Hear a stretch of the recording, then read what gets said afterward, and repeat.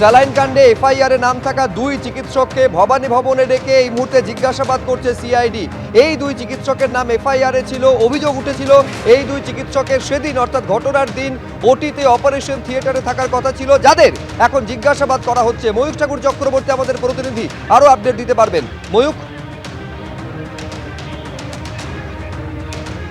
দেখো শুভ্রজিৎ, একজন চিকিৎসকের নাম ডক্টর হিমাদ্রি নায়েক এবং আরেকজনের নাম ডক্টর দিলীপ কুমার পাল। ডক্টর দিলীপ কুমার পাল এবং ডক্টর হিমাদ্রি নায়েক মেদিনীপুর মেডিকেল কলেজের এই দুজন সিনিয়র ডক্টর, যাদের ওই দিন অপারেশন থিয়েটারে ডিউটি ছিল। সিআইডি সূত্রে খবর, তারা সেই দিন অপারেশন থিয়েটারে ছিলেন না।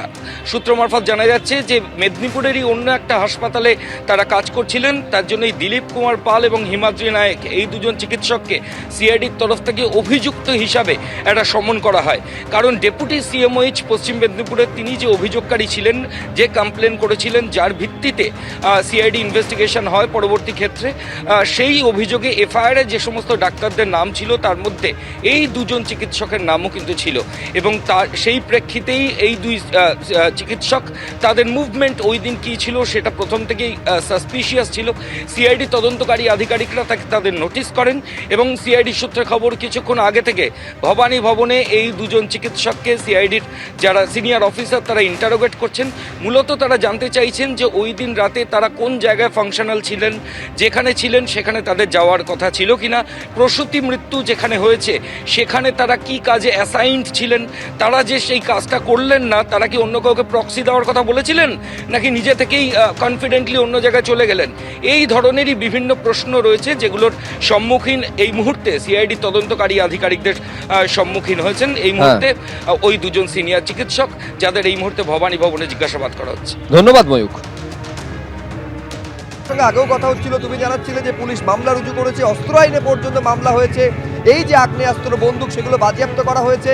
কিন্তু যারা এই বন্দুক চালালো করুণাময়, তারা কোথায়? মানে একটা অপরাধ সংগঠিত হলো, যে আগ্নেয়াস্ত্র দিয়ে অপরাধ করা হলো সে আগ্নেয়াস্ত্র উদ্ধার হলো, কিন্তু অপরাধটা করলো কারা?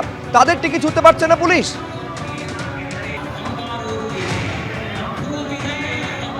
দেখো, এটা মানিকচকের নূরপুরের ঘটনা। তোমাকে বলে রাখি, এই ধরনের আগ্নেয়াস্ত্র যে লাইসেন্সড আর্মস রয়েছে সেক্ষেত্রে গুলি চালানো আত্মরক্ষার স্বার্থে যদি গুলি চালায় সেটা আলাদা বিষয়। তাছাড়া কিন্তু গুলি চালাতে হলে জেলা শাসকের দপ্তর থেকে রীতিমতো অনুমতি নিয়ে গুলি চালাতে হয়। পুলিশ বলছে এটা বেআইনি কাজ হয়েছে, অথচ পুলিশ এখন পর্যন্ত কেবলমাত্র আগ্নেয়াস্ত্র উদ্ধার করতে পেরেছে। যারা এই গুলি চালালো তাদের কোনো খোঁজ নেই, যাদের নামে লাইসেন্স ইস্যু হয়েছে তাদের কোনো খোঁজ নেই। এখনো পর্যন্ত একজনকেও পুলিশ আটক করতে পারেনি বা গ্রেপ্তার করতে পারেনি।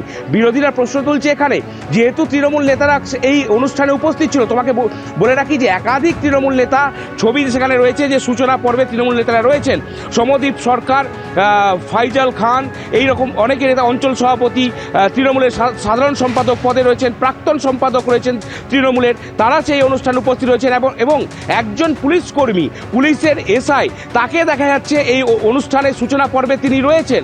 এই এতজন থাকার পরও এই ধরনের একটা ঘটনা ঘটলো এবং তারপরেও এখনো পর্যন্ত পুলিশ কেবলমাত্র এই যে আগ্নেয়াস্ত্র, সেই আগ্নেয়াস্ত্র বাজেয়াপ্ত করেই রয়েছে। এখনো পর্যন্ত বিরোধীরা অভিযোগ তুলছে এখনো পর্যন্ত কাউকে আটক, জিজ্ঞাসাবাদের জন্য ডাকা হলো না, আটক করা হলো না, গ্রেপ্তার হলো না। স্বাভাবিকভাবে এই পুলিশের ভূমিকা নিয়ে বিরোধীরা প্রশ্ন তুলতে আরম্ভ করেছেন। শুভ্রজিৎ। বেশ, করুণাময়, তুমি আমাদের সঙ্গে থাকো। আমি এইখানে আরেকবার ছবিটা দেখাচ্ছি, যেখানে 5 রাউন্ড গুলি চালানো হচ্ছে একটা ভলিবল টুর্নামেন্টের সূচনা অনুষ্ঠানে।